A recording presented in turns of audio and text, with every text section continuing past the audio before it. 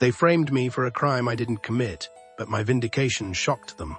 The knock that destroyed my life, the knock on my door, came at 2:17 in the morning. Not the kind of knock a neighbor makes, not the kind of knock a friend makes. This was the kind of knock that meant something had already gone terribly wrong. I was half asleep when I heard it. At first, I thought I was dreaming. Then the second knock came, harder, louder, more aggressive. My heart started racing. Before I could even get out of bed, a voice shouted from the hallway, "Polis, open the door." My stomach dropped instantly. Polis, at my door, at 2 in the morning. There had to be some mistake.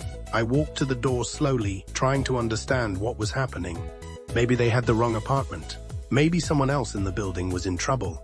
But when I opened the door, 6 officers pushed past me like they had been waiting all night to do it. One of them grabbed my wrists and twisted them behind my back. Cold metal handcuffs snapped shut. "What's going on?" I asked, panic rising in my voice. The officer didn't even look at me. "You're under arrest for financial fraud and corporate theft." The words hit me like a punch to the chest. "Fraud?" I said. "There has to be some mistake." But the officer only said one thing: "Tell it to the judge." That was the moment my life ended, or at least, that's what I thought. The perfect setup. My name is Nathan Cole. 3 days before my arrest, I was living what most people would call a successful life. I worked at Stonebridge Capital, one of the biggest investment firms in the city. The kind of place where billion-dollar decisions were made over coffee. The kind of place where ambition was rewarded. And the kind of place where betrayal could destroy you overnight. I had worked there for 6 years. Started as an intern, slowly climbed the ladder, stayed late, took on projects nobody else wanted. Me boss used to say something about me, "Nathan notices things other people miss." At the time, I thought that was a compliment. Later, I realized it was the reason they framed me, the evidence against me, when they brought me to the police station. They didn't waste time. A detective placed a thick folder on the table. Inside were dozens of documents, bank transfers, transaction reports, encrypted messages, and every single one pointed directly to me. The detective tapped one of the pages. $18 million, he said. That's how much money was stolen. My head spun. I didn't steal anything. He slid another document across the table. My digital signature on a transfer order, moving millions of dollars into offshore accounts. "I've never seen this before," I said. The detective sighed like he had heard the same line 100 times. "They all say that." But then he showed me something that made my stomach twist. The transactions came from a trading account that only 3 people had access to. Me, my supervisor, and the department director, and somehow, every piece of evidence pointed to me. The betrayal 2 weeks later, the investigation reached the company. Stonebridge Capital launched an internal review. I thought someone there would defend me, someone would say. It didn't make sense. But the first person they interviewed was my supervisor, Daniel Mercer. Daniel had been my boss for 4 years. We worked together almost every day. I trusted him. But when he spoke to investigators, he said something that changed everything. Nathan had been acting strange lately. He claimed I stayed late at the office, accessed accounts at odd hours, asked unusual questions. Every word made me look more guilty. Then came the second betrayal. The department director, Victor Hale. Victor was the kind of man who controlled the entire floor with a single glance. Cold, calculating, powerful. When investigators asked about me, Victor said something simple. "I trusted Nathan completely," he paused. "But now I'm starting to think that was a mistake." And just like that, my career was over. The trial begins. News spreads fast when money is involved. Within days, my story was everywhere. Headlines called me the analyst who betrayed his firm. Inside the $18 million fraud. The media didn't care about the truth. They cared about the story. And the story made me the villain. Friends stopped answering my calls. Colleagues pretended they didn't know me. Even distant relatives started sending messages asking what I had done. But one person never doubted me. My sister, Maya. She visited me in jail every week. The first time she sat across from me, she asked one question. "Did you do it?" "No," I said immediately. She nodded. "Then we'll prove it." I wanted to believe her, but the evidence against me looked impossible to fight. The detail that saved me the prosecution's timeline said the fraud happened at 11:42 p.m. on a Friday night. A late-night transaction, quiet, hidden, perfect. But something about that time bothered me. I kept thinking about it over and over again. Then suddenly, I remembered something. That night, I wasn't at the office. I was at a restaurant with Maya. We had been arguing about something ridiculous, whether pineapple belonged on pizza. I told my lawyer. He shook his head. They'll say you logged in remotely. But Maya wasn't convinced. You paid the bill with your credit card, she said. And there were cameras in the restaurant. That tiny detail became the first crack in the case. The hidden enemy. The restaurant footage proved I was there at 11:42 p.m. But the prosecution argued the transaction could have been scheduled earlier. It didn't clear me, but it raised doubts. And doubts make people ask questions. That's when Maya started digging into something else. Who benefits if you go to prison? She asked. The answer was obvious. The promotion.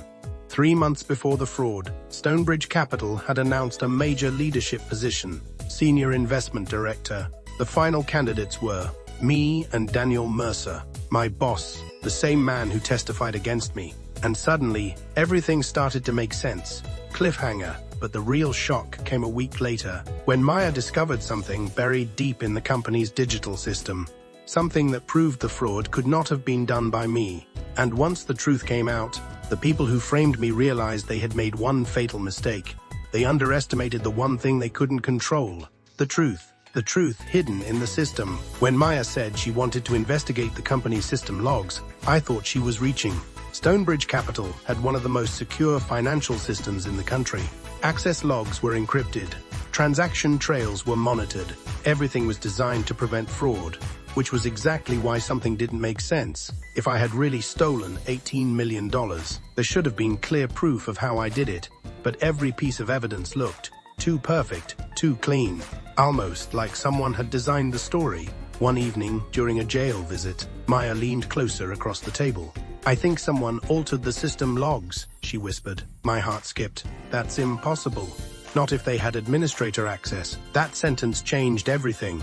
Because there were only 2 people in the company with that level of control, Victor Hale and Daniel Mercer, the same 2 people who had testified against me.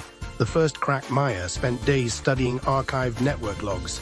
She wasn't officially allowed to access them, but one of my former co-workers quietly helped her. Late one night, she finally called my lawyer. I found something, she said. What is it? He asked. A login timestamp. The fraudulent transaction happened at 11:42 p.m., but the system recorded something unusual. The account used to execute the transfer had been accessed twice within 2 seconds, once from the office server and once from an external device. That shouldn't happen, Maya said, unless someone manually triggered the transaction, or unless someone overrode the system. And the only people who could override the system were the same 2 men who accused me. The hidden motive. My lawyer immediately began digging deeper, and that's when another secret appeared. 6 months before the fraud, Stonebridge Capital had secretly negotiated a massive partnership deal. The deal would give the senior investment director control over billions in future investments. The position I was about to get, but Daniel Mercer wanted that job desperately. Victor Hale wanted someone loyal in that position, someone who wouldn't question his decisions, someone easier to control. And suddenly the picture became clear. If I went to prison, Daniel would become the only remaining candidate, and Victor would get the director he wanted. The fraud wasn't about money, it was about power, the evidence that changed everything. But suspicion wasn't enough. We needed proof, and the proof came from somewhere no one expected: a backup server. Every night, Stonebridge Capital created encrypted backup logs of system activity, logs that even administrators couldn't easily modify. Buried deep in those backups was a file showing the original login credentials used during the transaction. The credentials didn't belong to me. They belonged to Daniel Mercer, and right below it was something even worse. A message sent through the company's internal system from Daniel to Victor. The message read, "Everything is done.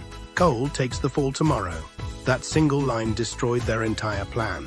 The courtroom shocked. The courtroom was packed the day my verdict was supposed to be announced. Reporters filled every seat. Cameras waited outside. The story of the greedy analyst had already become national news. The prosecutor looked confident. Daniel Mercer sat quietly behind him, pretending to look concerned.